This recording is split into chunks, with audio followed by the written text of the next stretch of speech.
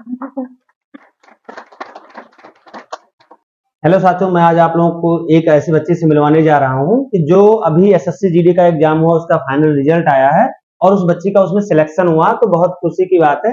आज हम आप उस बच्चे से मिलवाएंगे, आप लोगों के सामने लाएंगे और आप लोगों को बताएगी वो बच्चे की कैसे कैसे तैयारी की और कैसे कैसे जीवन में आगे बढ़ के सफल हुई। तो आप लोग थोड़ा मोटिवेट होंगे, आप भी उस तरीके से पढ़ाई करेंगे और जीवन को, अपने लक्ष्य को प्राप्ति करेंगे। तो कुसुम, कैसे हो? बड़ा खुशी मिल रहा होगा, एसएससी जीडी में सिलेक्शन हुआ, कैसा लग रहा है आपको? जी सर, अच्छा लग रहा है। बहुत अच्छा लग रहा है। घर वालों की तरफ से फीडबैक कैसा मिल रहा है?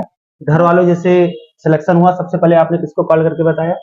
सबसे पहले तो सर मैंने पापा को बताया था। अपने पापा को बताया। तो उनको कैसा लगा उस टाइम पे जब आपने कॉल करके बताया कि मेरा एसएससी जीडी में फाइनल सिलेक्शन हो गया? तो बहुत अच्छा लगा। ठीक, बहुत अच्छा लगा। जी और हम कुछ आपके बारे में कुछ ऐसी चीजें जानेंगे कि आप बेसिक चीजें, मतलब स्टार्टिंग से आपकी पढ़ाई कहाँ से शुरुआत हुई, कैसे आपने पढ़ाई किया, फिर लखनऊ में कैसे है आपका, वैसे घर कहाँ, होम डिस्ट्रिक्ट कौन सा है? बहराइच। बहराइच। बहराइच में स्कूलिंग शिक्षा जो हुई कैसे हुई? तो मैंने यही पढ़ा है लखनऊ में। अच्छा, लखनऊ में ही आपने पढ़ा। अच्छा, लखनऊ में कब से रह रही हैं आप? मैं सेकंड क्लास से रह रही हूँ यहाँ पे। सेकंड क्लास से लखनऊ में। चलिए, उसके बाद में जैसे आपने स्कूलिंग की पढ़ाई की होगी, तो उसके बाद जैसे क्या होता है, लड़कियों के साथ ऐसा होता है कि बहुत लोग, मैटर ये होता है कि जैसे स्कूलिंग पढ़ाई होती है तो सोचते हैं कि थोड़ा पढ़ाई लिखाई करके शादी वादी करवा दे।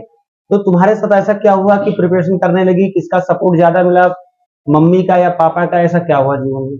पहले तो मैं सेकंड क्लास से सर यहाँ रह रही हूँ। मेरे मामा जो थे उनको हम लोग लगा लाने के लिए, तो वो लेके आए हमको यहाँ पढ़ाने के लिए। मैं अपने मामा के पुलिस लाइन में रहती थी। सेकंड क्लास से मैंने पुलिस मॉडर्न स्कूल में पढ़ा है 10th तक का। फिर पुलिस मॉडर्न गोमती नगर में है, वहाँ पे फिर हम लोग पढ़े इंटर तक। फिर हम लोग ने बीएलएड का कोर्स आया था, तो उसमें हम लोग ने अप्लाई किया, 4 साल का बीएलएड कोर्स किया। टेट दिया, सीटेट दिया, बट वैकेंसी नहीं आती टीचर की, तो हम लोग ने फिर इधर अप्लाई करना स्टार्ट किया। अच्छा, मतलब कहने का ये है कि पहले आपका जो खिंचाव था टीचर की तरफ था, वैकेंसी 4 साल नहीं आई, तो आप सोचिए कि अब वैकेंसी पता नहीं कब ना आए, कब तक ना आए, इसलिए आपने गवर्नमेंट जॉब इधर वनडे एग्जाम के लिए फॉर लाइक एसएससी। मेरे मामा के यहाँ पे सारे लोग आर्मी में, पुलिस में अच्छा थे हैं, तो मुझे भी लगा थोड़ा इसमें ट्राई करना चाहिए। तो अच्छा, एसएससी जीडी को। हाँ। ठीक है। तो क्या एसएससी जीडी से भी आपने कभी इससे पहले कोई एग्जाम दिया था या पहली बार में एसएससी जीडी निकला? नहीं तो पहली बार दे चुके, डीडी में मतलब बाहर हो गए मैरिज अच्छा, से। पहली बार में मेरिट से बाहर हो गए थे। इसके अलावा भी कोई पेपर आपने दिया एसएससी जीडी के अलावा? अभी यूपी पे दिए थे सर। अच्छा, यूपी पे दिया था आपने। अच्छा, उसमें क्या ऐसा क्या रहा कि मतलब मेरा दिक्कतें सर आई? मार्कशीट गलत है। अच्छा, ओएमआर सीट मतलब भरने में, देखिए बच्चों, बच्ची का क्या हुआ था, पढ़ाई तो ठीक थी लेकिन उसमें ओएमआर सीट भरने में गलती होगी, जिसकी वजह से यूपीपी में सिलेक्शन से बाहर हो गई।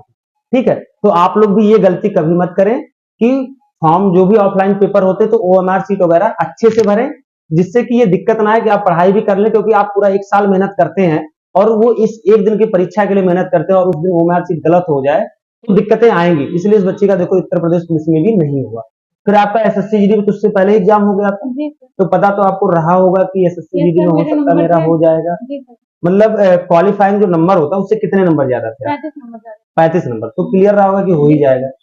फिर आप जैसे गवर्नमेंट, मतलब घर पे एक स्कूलिंग शिक्षा आपकी हुई, उसके बाद आपकी मामा वगैरह थे, सब लोगों ने बताया कि कंपटीशन की तैयारी करनी है आपको, पहले टीचर की तरफ आकर्षित थी, टीचर में वैकेंसी ना आने के कारण आप एसएससी जीडी आपने चुना। जी सर। एसएससी जीडी में आपका हुआ, तो उसमें आपने पढ़ाई कैसे की? सबसे बहुत बहुत जरूरी बात है जो बच्चों को पता होना चाहिए कि एक सिलेक्टेड स्टूडेंट पढ़ाई कैसे करता है, कैसे पढ़ाई करके नौकरी लेता है, ये सारे बच्चों को पता होना चाहिए। तो आपने पढ़ाई कैसे जैसे शुरुआत?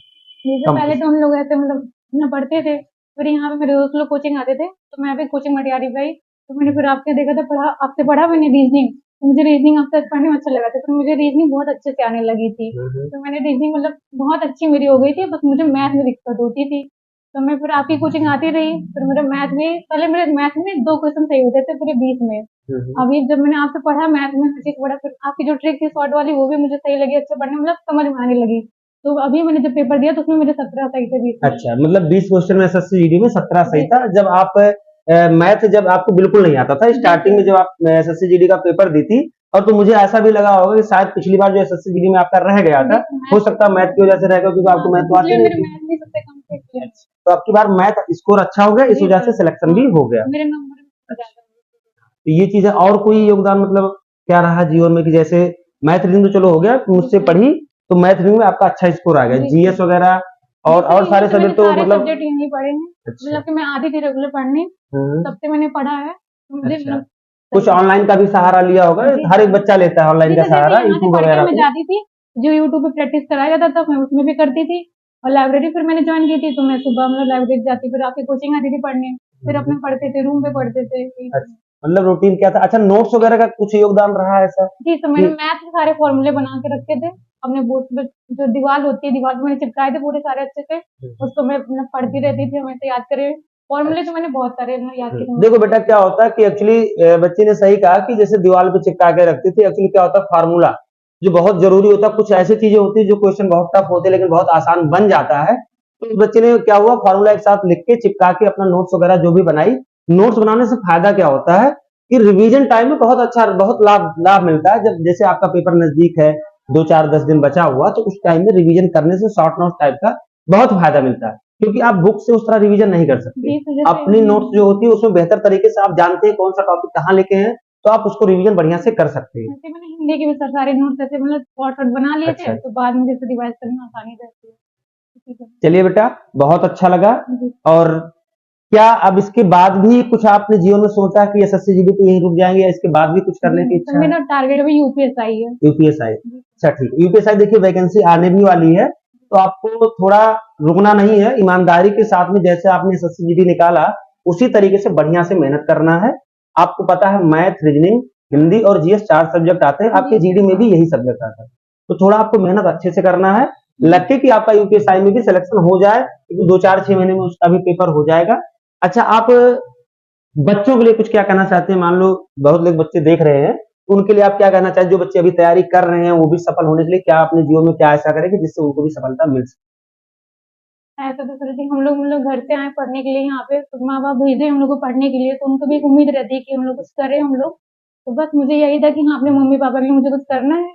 एक तो मुझे मतलब कि हमारे गाँव में बहुत कम लोगों को लड़कियों को भेजा जाता है। मेरे घर में हम 4 भाई-बहन हैं जिसमें मेरे पापा ने मैं लड़की हूँ तभी मेरे पापा ने मुझे भेजा पढ़ने के लिए बाहर। और मेरे पापा ने ये कभी नहीं देखा कि हाँ, लड़की है कि लड़का है। उन्होंने हमेशा मतलब मुझे पढ़ने के लिए हर चीज़ के लिए मतलब प्रोत्साहित किया है। सबसे ज़्यादा तो सपोर्ट मेरे घर वालों का है कि उन्होंने मुझे भेजा है यहाँ हॉस्टल में रहने के लिए। लोग कहते हैं कि हॉस्टल में रह के वहाँ पे मतलब क्या करते हैं ये फलाना मतलब कोई पढ़ाई नहीं करता जो लोग हॉस्टल में रहते हैं। हाँ हाँ, बट मेरे होता है। मेरे घर वालों ने मतलब कुछ ऐसा नहीं सोचा, उन्होंने बोला पढ़ो तुम्हें जो करना है करो। पूरी छूट दे के रखी थी। अच्छा, तो उससे मतलब कि पढ़ाई की हमने और फिर जैसे तैयारी की हर चीज़ मतलब मेरा ये था कि मुझे जॉब करनी है, अपने घर वालों के लिए कुछ करना है। फिर मैंने अच्छे से पढ़ाई की, हर चीज़ मतलब प्रिपेयर किया पूरा, लाइब्रेरी जाते थे, हर चीज़ की तो फिर उससे हुआ। अच्छा। देखिए कुछ पेरेंट्स भी होते हैं जो बच्चों को बाहर नहीं भेजते हैं, लड़कों को भेज देते हैं, लड़कियों को नहीं भेजते हैं। लेकिन कुसुम के जो घर वाले थे, उनका भी बहुत बड़ा योगदान रहा, सपोर्ट किए, बाहर भेजे पढ़ाने के लिए। तो बच्ची आज सफल हुई है। हो सकता है अगर बाहर नहीं भेजते तो हो सकता है सफल ना हो पाती, घर पे रहती। इसलिए मैं पेरेंट्स लोगों को भी बताना चाहता हूँ कि अगर बच्चे चाहे लड़की हो चाहे लड़का हो, आप हर बच्चे को समान अधिकार दीजिए, समान शिक्षा दीजिए। जो भी पढ़ने के योग्य है उसको आप बाहर भेजिए, जिससे आपको शिक्षित होंगे परिवार तो कहीं ना कहीं और भी जो जनरेशन आएगी उसमें बहुत बदलाव आए।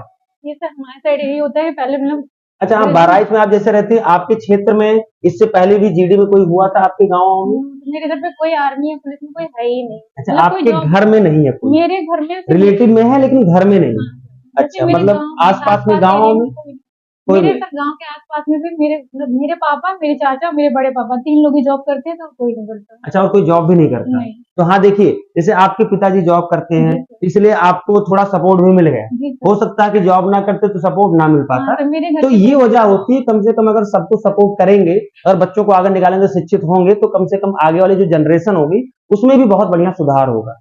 मतलब यही हुआ ना इस जी बात सर, का? मेरी मम्मी का यही कहना है कि पहले जॉब करो फिर शादी, वरना हमारे घर के साइड सबसे पहले ग्रेजुएशन हाँ, कंप्लीट हम होने की समझ रहे शादी हैं कि कर देते लड़कियों की हैं। शादी क्या होता है, सोचते हैं कि इंटरमीडिएट पास करवा दिए, ग्रेजुएशन में कुछ जी बीए, सर। बीएससी या हो सकता है आजकल ट्रेंड बन गया बीटीसी वगैरह करवा देते हैं, तब तक शादी हो जाती है। जी फिर सर। पढ़ाई पे ज्यादा फोकस नहीं करते हैं लड़कियों के प्रति, लड़कों के प्रति थोड़ा ज्यादा रहता है।